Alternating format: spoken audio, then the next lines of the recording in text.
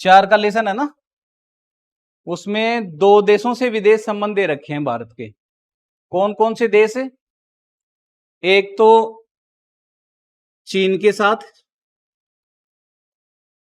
और दूसरा पाकिस्तान के साथ।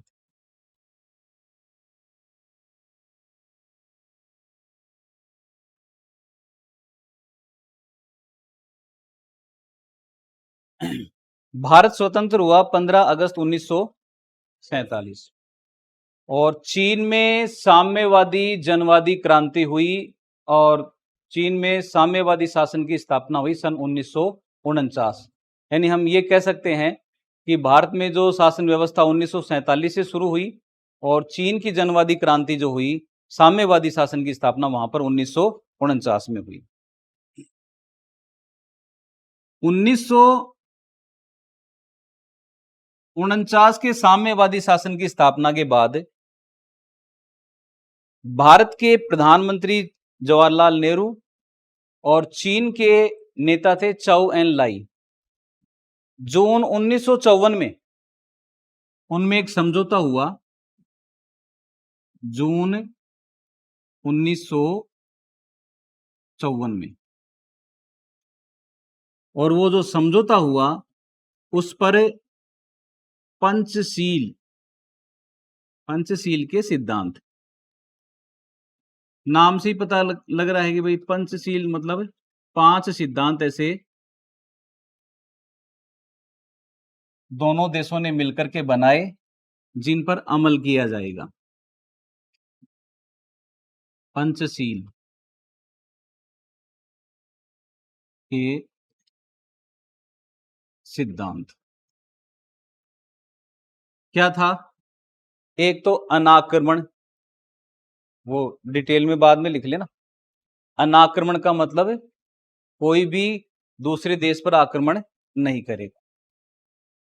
दूसरी जो महत्वपूर्ण बात थी इसमें, एक दूसरे के आंतरिक मामलों में हस्तक्षेप नहीं करेंगे।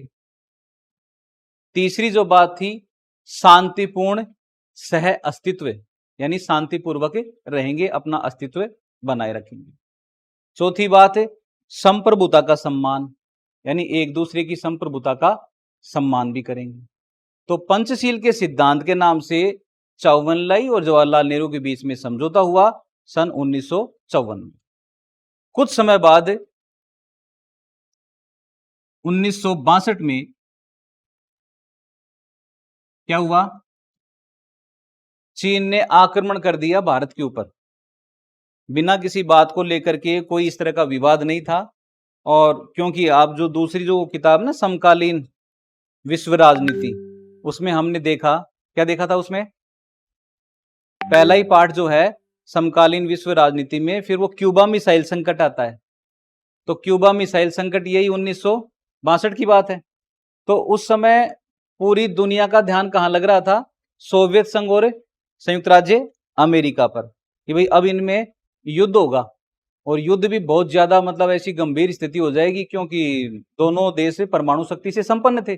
तो ऐसी स्थिति में चीन और भारत की तरफ किसी का ध्यान नहीं था, और उस स्थिति का, मौके का फायदा उठाते हुए चीन ने हमला कर दिया और भारत के साथ 1962 में जब युद्ध हुआ, और नवंबर, युद्ध चलने के बाद में कुछ क्षेत्र के ऊपर अधिकार कर लिया अपना, और नवंबर 1962 में खुद ही फिर युद्ध समाप्ति की घोषणा भी कर दी।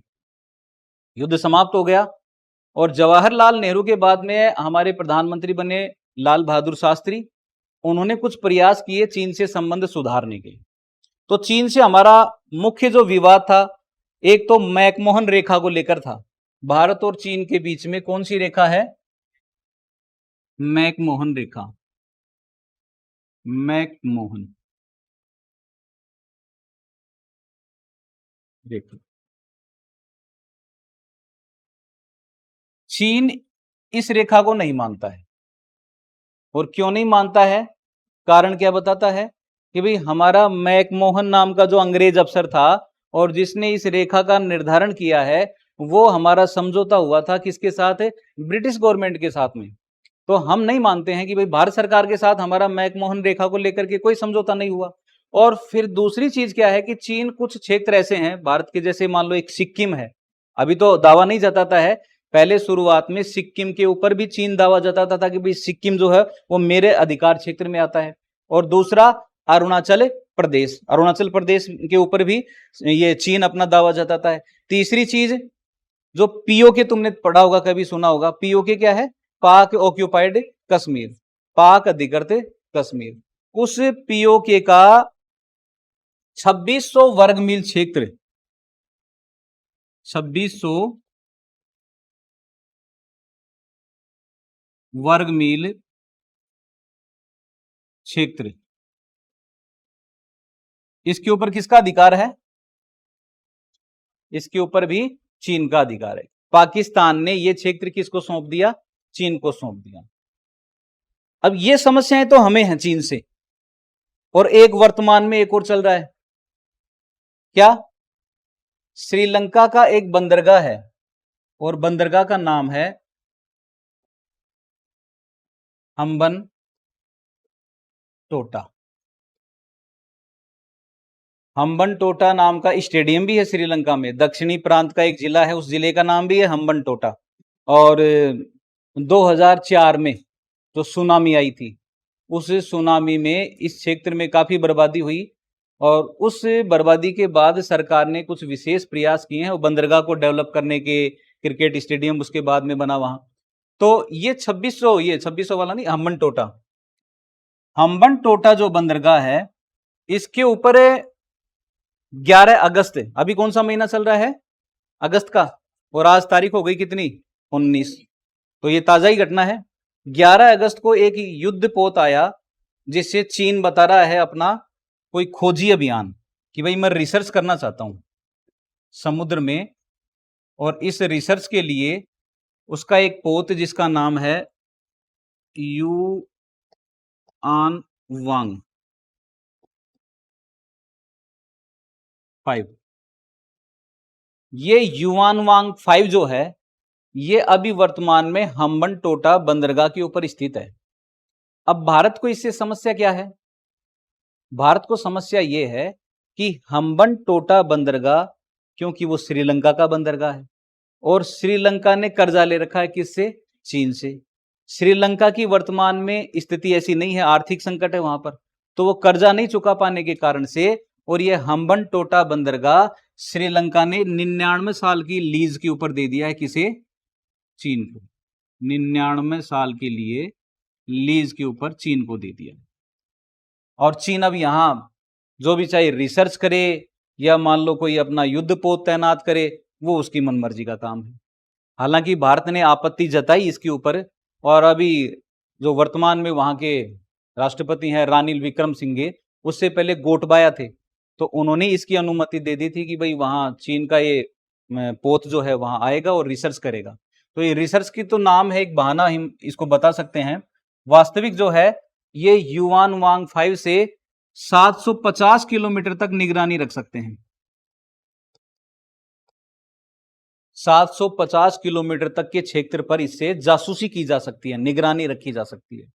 तो भारत ये नहीं चाहता कि उसके दक्षिण में जो कई इस तरह के इसरो है, श्रीहरिकोटा है, जो सैन्य व्यवस्था से जुड़े हुए जो संस्थान हैं, उनकी निगरानी यदि चीन करने लगेगा तो ये भारत की सामरिक विफलता होगी।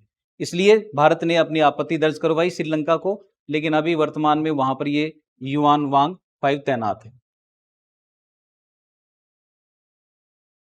चीन का और कोई, अच्छा अब बात आती है कि भाई चीन को भी तो कोई समस्या होगी भारत से। तो चीन को समस्या भारत से यह है कि तिब्बत के ऊपर हमला किया चीन ने 1950 में, और तिब्बत को हथिया लिया। तिब्बत जो कि एक स्वतंत्र क्षेत्र था, और हमारे प्रधानमंत्री ने, पहला देश ऐसा था भारत कि उसको मान्यता भी दे दी। और किस बात के ऊपर दे दी? कि भाई हमारे संबंध अच्छे बने रहें। हालांकि चीन ने भी फिर सिक्किम के ऊपर भारत के आधिपत्य को स्वीकार कर लिया। तो वर्तमान में चीन सिक्किम के ऊपर तो दावा नहीं जताता है, और इस उपलक्ष्य में कि भाई भारत ने भी मान्यता दे दी उसको कि भाई चीन, वो जो तिब्बत का जो क्षेत्र है वो चीन का माना जाएगा, स्वायत्त क्षेत्र उसको बना के रखा है, लेकिन अधिकार जो है वो चीन का ही है तिब्बत के ऊपर। और बाकी चीन वाले मामले में इतना कुछ है नहीं। नेक्स्ट अपना पाकिस्तान।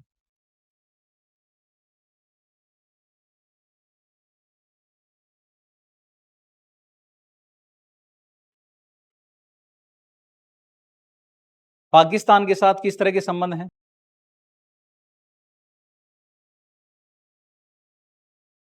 वो रेखा बताई थी ना तुम्हें, मैकमोहन रेखा। तो भारत और चीन के बीच में रेखा है मैकमोहन रेखा, मैकमोहन रेखा। और भारत पाकिस्तान के बीच में रेड क्लिफ रेखा, रेड क्लिफ रेखा।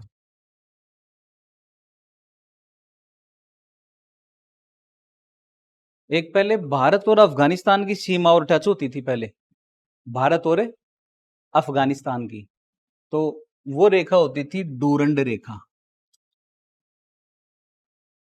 डूरंड रेखा। तुम्हारे लिए महत्वपूर्ण ये दो ही हैं वैसे, एक मैकमोहन और दूसरी रेड क्लिफ। लेकिन अभी जैसे मैंने ये मैप में ये जो लगाया है, ये न तो मैकमोहन यहां पर है और नई रेड क्लिफ यहां पर है।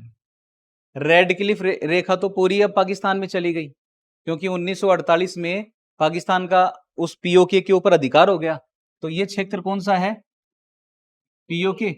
पीओके मतलब है पाक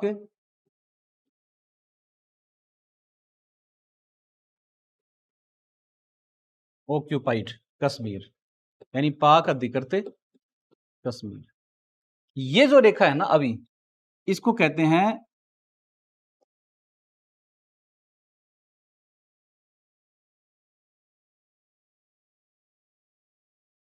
एलओसी। और ये वाली जो रेखा है ये है एलएसी। एलएसी का मतलब है line of actual control. Actual का मतलब अभी वर्तमान में जो वास्तविक स्थिति है, तो इसे कहते हैं एलएसी। अब ये अगर तुम ये मानो कि भाई अब भारत और चीन के बीच में मैकमोहन रेखा है, तो मैकमोहन तक तो वो पहले ही आ चुका था, तो इसलिए अभी ये एलओसी है। और एलओसी का मतलब line of control, line of actual control, और एलओसी का मतलब लाइन ऑफ कंट्रोल। ठीक है, तो ये क्षेत्र हालांकि खैर हम दिखाते हैं कि भाई भारत में है, तो ये ऊपर वाला ये तो है पाक अधिकृत पीओके, और इसे कहते हैं अक्साई चीन, अक्साई चीन। तुम्हें वो जो दिया था ना 2600 वर्ग मील का क्षेत्र, पाकिस्तान ने किसको सौंप दिया? चीन को। तो वही 2600 वर्ग मील का क्षेत्र ये है।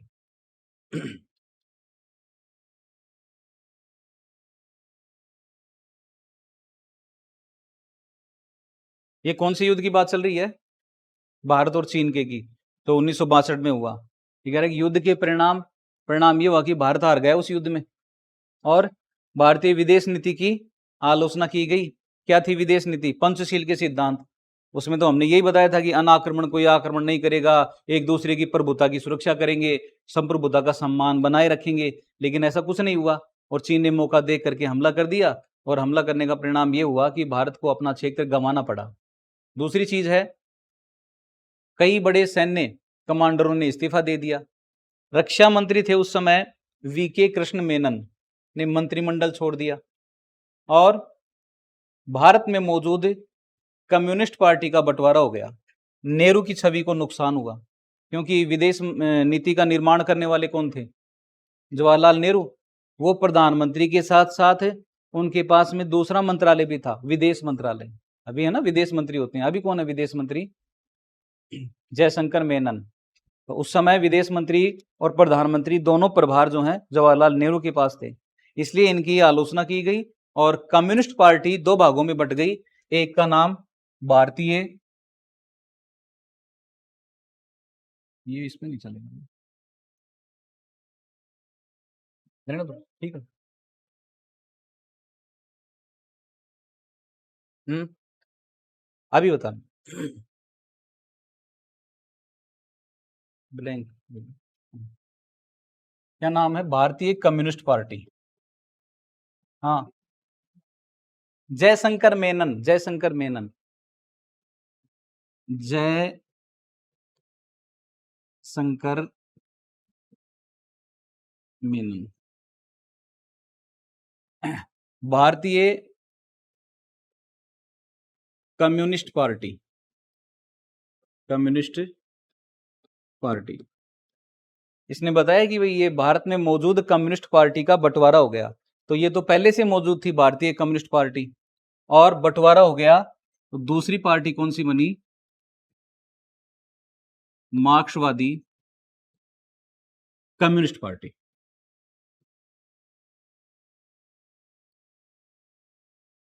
मार्क्सवादी कम्युनिस्ट पार्टी। भारतीय कम्युनिस्ट पार्टी सोवियत संघ की विचारधारा में विश्वास करती है, सोवियत संघ को अपने ज्यादा नजदीक मानती है। और मार्क्सवादी कम्युनिस्ट पार्टी चीन को अपने ज्यादा नजदीक मानती है, चीन की विचारधारा में ज्यादा विश्वास करती है, चीन के नेताओं से उसका ज्यादा संपर्क रहता है। तो ये दोनों में फर्क है, मार्क्सवादी कम्युनिस्ट पार्टी और भारतीय कम्युनिस्ट पार्टी में।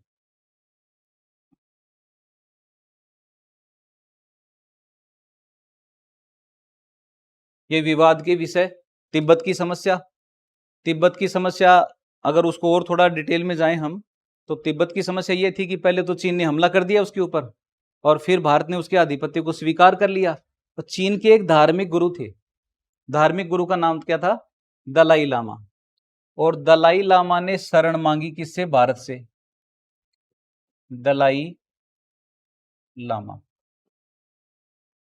भारत ने उनको शरण दे दी, और एक हिमाचल प्रदेश में स्थान है जिसका नाम है धर्मशाला, वहां पर वो रहने लग गए। चीन ने इसे अपने अंदरूनी मामलों में हस्तक्षेप बताया। चीन ने यह माना कि भारत दलाई लामा को शरण देकर के तिब्बत में अस्थिरता पैदा करना चाहता है, तिब्बत की राजनीति में एक तरह से भारत व्यवधान डालना चाहता है। तो इसलिए अभी भी दलाई लामा जो है वो भारत में ही है। तिब्बत की समस्या का यही है। जब 1950 में चीन ने तिब्बत पर अपना नियंत्रण जमा लिया, तिब्बती जनता ने इसका विरोध किया, भारत ने इसका खुला विरोध नहीं किया। तिब्बती धार्मिक नेता, नाम भी इसमें आया है, दलाई लामा ने अपने अनुयायियों सहित भारत से राजनीतिक शरण मांगी, और 1959 में भारत ने उन्हें राजनीतिक शरण दे दी। चीन ने भारत की इस कदम को अपने अंदरूनी मामलों में दखलंदाजी माना।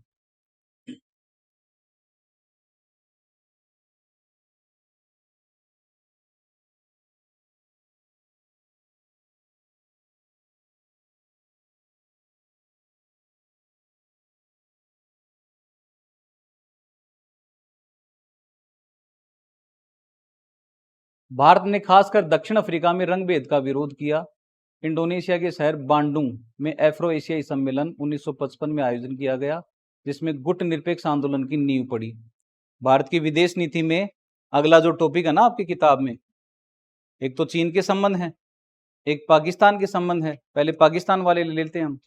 पाकिस्तान के साथ क्या है? भाई भारत जब स्वतंत्र हुआ तो पाकिस्तान का भी एक दिन पहले 14 अगस्त को उसका स्वतंत्रता दिवस मनाया जाता है, और 15 अगस्त को भारत का। भारत और पाकिस्तान के साथ में कश्मीर की समस्या को लेकर के शुरुआत से विवाद हुआ। कश्मीर के राजा, पहले हमने पढ़ा उस पाठ में, ये हरि सिंह थे। हरि सिंह ने पहले अपनी रियासत को स्वतंत्र रखना चाहा, न तो वो ये चाहते थे कि मैं भारत में शामिल हूं, और न वो ये चाहते थे कि मैं पाकिस्तान में जाऊं।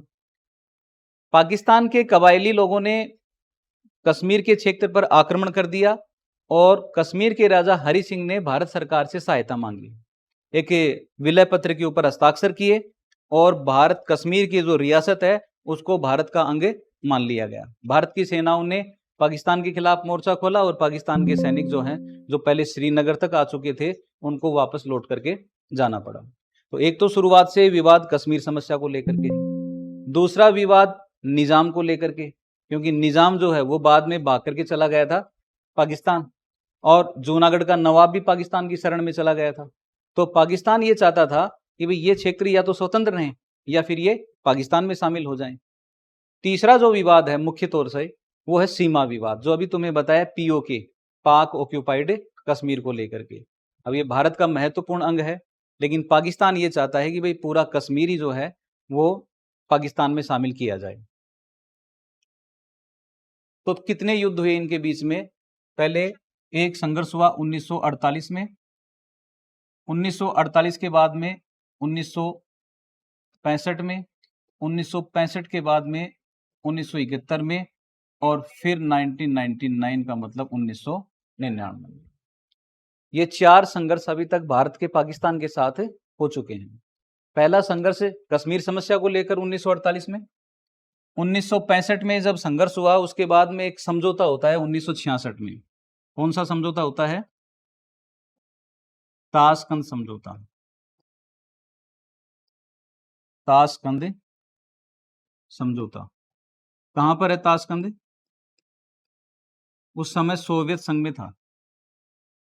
अभी वर्तमान में उज्बेकिस्तान की राजधानी का नाम ताशकंद है। दूसरा जो है 1971 का युद्ध हुआ।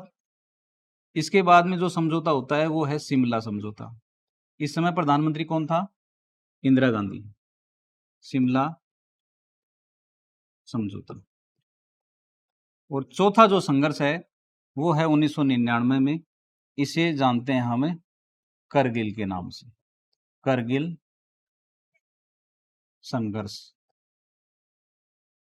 कारगिल भी है, इसको करगिल भी लिखा हुआ मिलता है कई जगह, कारगिल या करगिल। तो कारगिल संघर्ष कैसे हुआ, क्या हुआ? कारगिल जो है ऊंचाई के क्षेत्र में है और जो भारत की चौकियां हैं, चेक पोस्ट, सीमा चौकी कह देते हैं उनको, और उधर दूसरी साइड में अपोजिट पाकिस्तान की सीमा चौकियां।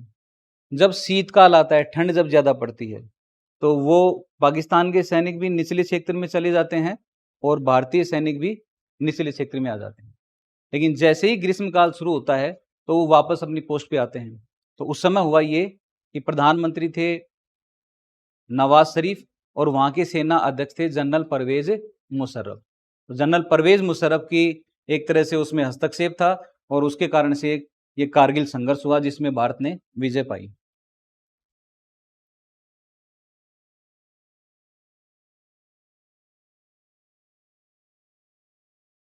पंचशील के सिद्धांत 29 अप्रैल 1954 को भारत के प्रधानमंत्री पंडित नेहरू तथा चीन के प्रमुख चाउ एन लाई के बीच द्विपक्षीय समझौता हुआ जिसके अग्रलिखित 5 सिद्धांत हैं। कौन कौन से सिद्धांत हैं? एक दूसरे के विरुद्ध आक्रमण न करना, एक दूसरे के आंतरिक मामलों में हस्तक्षेप न करना, एक दूसरे की क्षेत्रीय अखंडता का आदर करना, समानता और परस्पर मित्रता की भावना और शांतिपूर्ण सह अस्तित्व।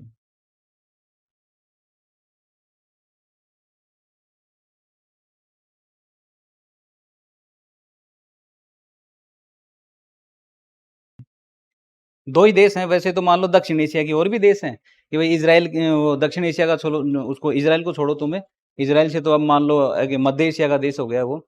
बाकी थाईलैंड है, म्यांमार है ना, बांग्लादेश है, श्रीलंका है, इनका सबका नहीं देना इसमें। इसमें केवल हमें चीन का और पाकिस्तान का ही ध्यान रखना है। अब यह है कि भाई भारत ने जो गुटनिरपेक्षता की नीति अपनाई या भारत के विदेश संबंध या भारत की विदेश नीति, उसमें हम कौन से सिद्धांतों का पालन किया हमने? तो पहला सिद्धांत तो हमारा क्या था? गुटनिरपेक्षता का था। हमने ये पढ़ा भी है पहले कि भाई हम न तो समाजवादी गुट में जाएंगे और न हमें पूंजीवादी गुट में जाएंगे। कौन सी नीति को बना करके रखेंगे? गुटनिरपेक्ष। और गुटनिरपेक्षता का मतलब है यानी गुटों से अलग रहने की नीति, किसी भी गुट में शामिल नहीं होना। दूसरी बात थी निशस्त्रीकरण की। जब संपूर्ण विश्व में ये चल रहा था, जापान पे तुमने पढ़ा है कि भाई हिरोशिमा और नागासाकी के ऊपर परमाणु बम गिराए गए, मानव सभ्यता को नुकसान पहुंचा, तो इस तरह की स्थिति नहीं आए आने वाले समय में। तो भारत शुरुआत से ही परमाणु कार्यक्रम का विरोधी रहा है। फिर हमारे दिमाग में ये बात आएगी भाई भारत ने फिर क्यों किए परमाणु परीक्षण? तो भारत शुरुआत में, मैंने क्या बताया, शुरुआत से ही, शुरुआत का मतलब स्वतंत्रता जब मिली भारत को, वहां से उसने परमाणु नीति का विरोध किया। लेकिन क्योंकि वो संतुलन की स्थिति बनाए रखने के लिए हमने शांतिपूर्ण कार्यों के लिए परमाणु नीति पर चले। हमारी नीति कभी भी ऐसी नहीं रही कि हम किसी देश के ऊपर आक्रमण करने के लिए परमाणु नीति पर अमल करेंगे। हमने तो केवल ऊर्जा और शांतिपूर्वक कार्यों में उनको काम में लेने के लिए परमाणु नीति पर चलने का लक्ष्य रखा। और इसी परिप्रेक्ष्य में हम देखते हैं कि जब हमारी प्रधानमंत्री इंदिरा गांधी थी तो पहला परमाणु परीक्षण किया गया 1974 में, और उसके बाद में सेकंड जो परमाणु परीक्षण हुआ जब हमारे प्रधानमंत्री थे अटल बिहारी वाजपेयी, और 11 और 13 मई 1998 को दूसरा परमाणु परीक्षण हुआ। तो निशस्त्रीकरण का ये है कि भाई हम शुरुआत से ये था कि जिसके पास भी परमाणु हथियार हैं या कोई जैविक हथियार हैं, उन हथियारों को हर देश नष्ट करे, कंट्रोल करे। तो निशस्त्रीकरण का तात्पर्य यानी उन हथियारों को कम करने पर और नष्ट करने पर है। तीसरा, वसुधैव कुटुंबकम, ये हमारी भारतीय संस्कृति का मूल आधार है। हम क्या मानते हैं? वसुधैव मतलब वसुधा, पृथ्वी, और कुटुंब का मतलब परिवार, यानी पूरा पूरा जो विश्व है वो क्या है? एक परिवार है। तो हम एक परिवार के नाते पूरे विश्व में शांतिपूर्ण सह अस्तित्व के साथ रहें। अंतरराष्ट्रीय मामलों में स्वतंत्रता पूर्वक एवं सक्रिय भागीदारी, कोई भी किसी भी तरह का कोई अंतरराष्ट्रीय मामला, ये नहीं था गुट निरपेक्ष नीति के ऊपर कई बार आरोप लगाए गए कि ये तो अलग थलग रहने की नीति है, असंलग्नता की नीति बोल दें, चाहे इसको हमें गुट निरपेक्षता की नीति बोल दें, कि भाई भारत एक तरह से इस ऐसी स्थिति में जा रहा है कि वो अपने आप को अंतरराष्ट्रीय समुदाय से अलग रखना चाहता है। जबकि हम क्या कह रहे हैं यहाँ पर कि अंतरराष्ट्रीय मामलों में स्वतंत्रता पूर्वक एवं सक्रिय भागीदारी लेंगे हम, लेकिन युद्ध करने के लिए नहीं, शांतिपूर्ण कार्यों के लिए भागीदारी लेंगे। और भारत ने ऐसा किया भी। एक थोड़ी सी समस्या उस समय यह आई थी कि इंग्लैंड ने आक्रमण कर दिया स्वेज नहर के मामले को लेकर के मिस्र के ऊपर। इंग्लैंड ने आक्रमण किया, स्वेज नहर का जब मार्ग बंद हो गया तो मिस्र पर आक्रमण कर दिया। इस आक्रमण का विरोध किया भारत ने। हम ये कह सकते हैं कि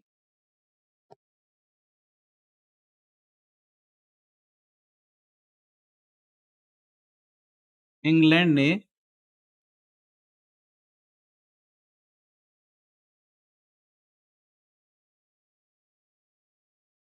स्वेज नहर के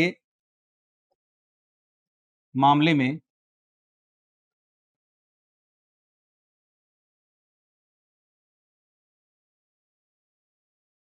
मिस्र पर आक्रमण किया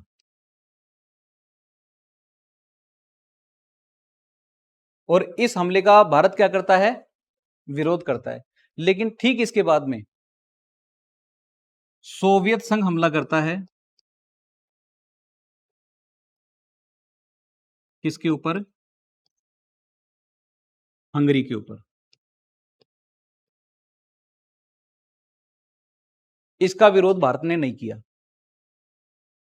इंग्लैंड जब मिस्र पर हमला करता है तो भारत उसका विरोध करता है, अपना विरोध दर्ज करवाता है कि भाई किसी भी स्वतंत्र देश के ऊपर, किसी भी बड़े देश को इस तरह से हमला करने की स्थिति नहीं बनती थी उस समय, जिस तरह से स्वेज नहर के मामले को लेकर के इंग्लैंड ने और मिस्र पर आक्रमण किया।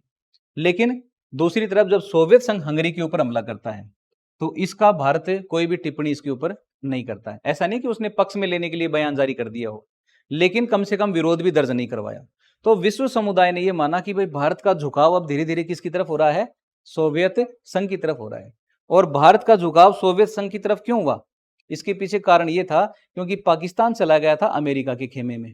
ठीक है, तो भारत ये मानता है कि अंतर्राष्ट्रीय मामलों में वह स्वतंत्रता पूर्वक एवं सक्रिय भागीदारी निभाए। पंचशील का तुमने लिख ही लिया है, अनाक्रमण, कोई आक्रमण नहीं करेगा, शांतिपूर्ण सह अस्तित्व बनाए रखेंगे, संप्रभुता का सम्मान रखेंगे, आंतरिक मामलों में हस्तक्षेप नहीं करेंगे। साम्राज्यवाद का विरोध, साम्राज्यवाद के विरोध से क्या तात्पर्य है? साम्राज्यवाद का मतलब औपनिवेशीकरण, अपना क्षेत्र बढ़ाना। हम ये कह सकते हैं कि पुर्तगाल, फ्रांस, इंग्लैंड, ये जो भी देश थे पहले यूरोप के, ये साम्राज्यवादी नीति का अनुसरण करते थे, औपनिवेशीकरण की नीति का पालन करते थे। औपनिवेशीकरण की नीति का पालन मतलब उसको उपनिवेश बना लेना। एक तो होता है औपनिवेशीकरण, औपनिवेशीकरण मतलब हम एक तरह से औपनिवेशिक शासन में थे। किसके औपनिवेशिक शासन में? अंग्रेजों के औपनिवेशिक शासन। लेकिन हम उपनिवेश थे खुद, भारत स्वयं क्या था? उपनिवेश था। किसका था? इंग्लैंड का उपनिवेश। तो औपनिवेशीकरण की नीति कोई अपनाता है, राजनीतिक मामलों में हस्तक्षेप करने तक जब वो बात आ जाए तो उसी को फिर साम्राज्यवाद कह देते हैं। यानी औपनिवेशीकरण से एक कदम आगे बढ़कर जो नीति का पालन किया जाएगा तो वो साम्राज्यवाद का पालन किया जाएगा। भाई भारत में जब इंग्लैंड की जो ईस्ट इंडिया कंपनी ने शासन प्रारंभ किया तो शासन प्रारंभ करने से पहले उन्होंने क्या करना प्रारंभ किया? व्यापार करना। वो शासन करने के लिए थोड़ी आए, यहाँ पर क्या करने के लिए आए? व्यापार करने के लिए। सर टॉमस रो पहली बार जब औरंगजेब के पास में उसने व्यापार करने की अनुमति मांगी तो व्यापार करने की मांगी, वो शासन करने की अनुमति नहीं थी वो। लेकिन बाद में जब उन्होंने ये देखा कि भारत की आंतरिक व्यवस्था इस तरह की है, छोटे छोटे गुटों में बटे हुए हैं, छोटी छोटी रियासतों को लेकर के राजा बैठे हैं, तो उन्होंने उसका मौके का फायदा उठा करके शासन करना प्रारंभ कर दिया। तो जो व्यापार करने के लिए आए उसको हम औपनिवेशीकरण की नीति कहेंगे, लेकिन जब शासन प्रारंभ कर दिया, शुरू कर दिया, तो उसको क्या कहेंगे? साम्राज्यवाद की नीति। हम ये कह सकते हैं कि चीन ने तिब्बत के ऊपर हमला किया 1950 में और तिब्बत को हड़प लिया, तो ये क्या है? चीन का साम्राज्यवाद है। हम अभी ये कह सकते हैं कि हम्बन टोटा को 99 साल की लीज के ऊपर लिया, ये क्या है? चीन का साम्राज्यवाद है, यानी अपना क्षेत्र, अपना साम्राज्य ज्यादा बढ़ाना। तो साम्राज्यवाद का विरोध करता है, क्योंकि भारत खुद साम्राज्यवाद का शिकार रहा है, इसलिए वो साम्राज्यवाद का विरोध करने की नीति पे पालन करता है। अंतरराष्ट्रीय विवादों का शांतिपूर्वक हल, कोई भी इस तरह का विवाद होता है तो इसके लिए एक संस्था की स्थापना की गई। कौन सी? संयुक्त राष्ट्र संघ, कि शांतिपूर्ण विवादों का हल हो जाए। लड़ाई लड़कर के, युद्ध लड़कर के उसका हल करने की बजाय शांतिपूर्वक उसका समाधान किया जाए। तो यह भारत की विदेश नीति के मुख्य सिद्धांत हैं। गुट निरपेक्षता की नीति, हमने वो पढ़ा है कि बेलग्रेड में एक सम्मेलन हुआ 1961 में, लेकिन उससे पहले एक सम्मेलन हुआ बांडुंग में, इंडोनेशिया का एक शहर है, 1955 में। तो शुरुआत तो वहीं से हो गई थी इसकी। इसमें दिया नहीं है गुट निरपेक्षता की नीति। अथक प्रयासों से मिली स्वतंत्रता के पश्चात भारत के समक्ष एक बड़ी चुनौती अपनी संप्रभुता को बचाए रखने की थी। इसके अतिरिक्त भारत को तीव्र आर्थिक व सामाजिक विकास के लक्ष्य को भी प्राप्त करना था। अतः इन दोनों उद्देश्यों की प्राप्ति के लिए भारत ने गुट निरपेक्षता की नीति को अपनी विदेश नीति के एक प्रमुख तत्व के रूप में अंगीकार किया। इस नीति का उद्देश्य कि जहां शीत युद्ध के परस्पर विरोधी खेमों तथा उनके द्वारा संचालित सैन्य संगठनों जैसे नाटो है, वारसा है, नाटो की स्थापना अमेरिका ने 1949 में, और वारसा 1955 मतलब 1955 में। नाटो की स्थापना अमेरिका ने और यूरोपीय देशों ने मिलकर की, और इसके जवाब में सोवियत संघ ने किसकी स्थापना की? वारसा की। तो इनसे मतलब दूर रखे अपने आप को भारत, तो इसलिए उसने कौन सी नीति अपनाई? गुट निरपेक्षता की नीति। वहीं आवश्यकता पड़ने पर दोनों ही खेमों से आर्थिक व सामरिक सहायता भी प्राप्त कर सका। एशिया तथा अफ्रीका के नव स्वतंत्र देशों के मध्य भविष्य में अपनी महत्वपूर्ण एवं विशिष्ट स्थिति की संभावना को भांपते हुए भारत ने विऔपनिवेशीकरण की प्रक्रिया का प्रबल समर्थन किया। औपनिवेशीकरण का अगर अपोजिट करेंगे तो क्या हो जाएगा? विऔपनिवेशीकरण। यानी जिन साम्राज्यवादी ताकतों ने, जिन यूरोपीय ताकतों ने पहले औपनिवेशिक नीति का पालन किया, अब भारत क्या चाहता था कि वो विऔपनिवेशीकरण का पालन करें। जहां भी जिस क्षेत्र के ऊपर उन्होंने अधिकार जमा लिया है उस क्षेत्र को वो स्वतंत्र करें और अपने देश लौट जाएं। इसी कड़ी में यह दिया है 1955 में इंडोनेशिया के शहर बांडुंग में एफ्रो एशियाई सम्मेलन हुआ, जिसमें गुटनिरपेक्ष आंदोलन की नींव पड़ी। सितंबर 1961 में बेलग्रेड में प्रथम गुटनिरपेक्ष सम्मेलन के साथ इस आंदोलन का औपचारिक प्रारंभ हुआ। ये तुम्हें लिखवाया, उसमें युगोस्लाविया, जोसे ब्रास टिटो, घाना के वामे एन क्रूमा, भारत के जवाहरलाल नेहरू और मिस्र के गमाल अब्दुल नासिर। एक और छूट गया इसमें, सुकर्णो। कहाँ के थे? इंडोनेशिया के डॉक्टर सुकर्णो। ये 5 नेता थे जिन्होंने गुटनिरपेक्ष आंदोलन की शुरुआत की। एफ्रो एशियाई एकता, नेहरू के दौर में भारत ने एशिया और अफ्रीका के नव स्वतंत्र देशों के साथ संपर्क बनाए। 1940 और 1950 के दशक में नेहरू ने बड़े मुखर स्वर में एशियाई एकता की पैरोकारी की। नेहरू की अगुवाई में भारत ने मार्च 1947 में एशियाई संबंध सम्मेलन का आयोजन कर डाला। देखो ये कितना, मतलब मार्च 1947 में, जबकि भारत आजाद कब हो रहा है? 15 अगस्त 1947 को। यानी ये चीजें गुटनिरपेक्षता की नीति पर पालन करने वाली जो बातें हैं वो स्वतंत्रता से पहले शुरू कर दी, और मार्च 1947 में एफ्रो एशियाई सम्मेलन हुआ। नेहरू की अगुवाई में भारत ने इंडोनेशिया की आजादी के लिए भरपूर प्रयास किए। 1949 में भारत ने इंडोनेशिया की आजादी के समर्थन में एक अंतर्राष्ट्रीय सम्मेलन किया। ये तो हो गया कंप्लीट। ठीक, पीछे।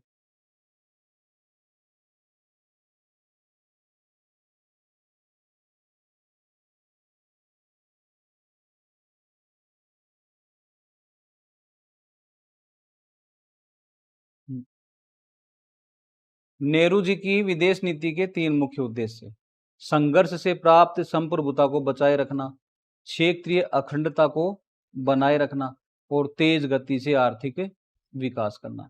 ये विदेश नीति के लक्ष्य भी कह सकते हैं हम शुरुआत में, और नेहरू जी की नीति के लक्ष्य भी। इनको चाहे नोट कर लो तुम।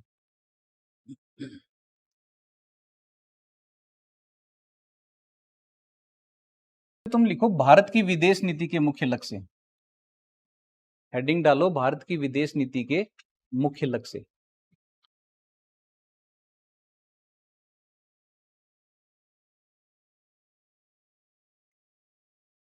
सीधा शॉर्ट में, संप्रभुता को बनाए रखना, नंबर 1, संप्रभुता को बनाए रखना। क्षेत्रीय अखंडता को बनाए रखना, क्षेत्रीय अखंडता को बनाए रखना। और तीसरा है तेज गति से आर्थिक विकास करना, तेज गति से आर्थिक विकास करना।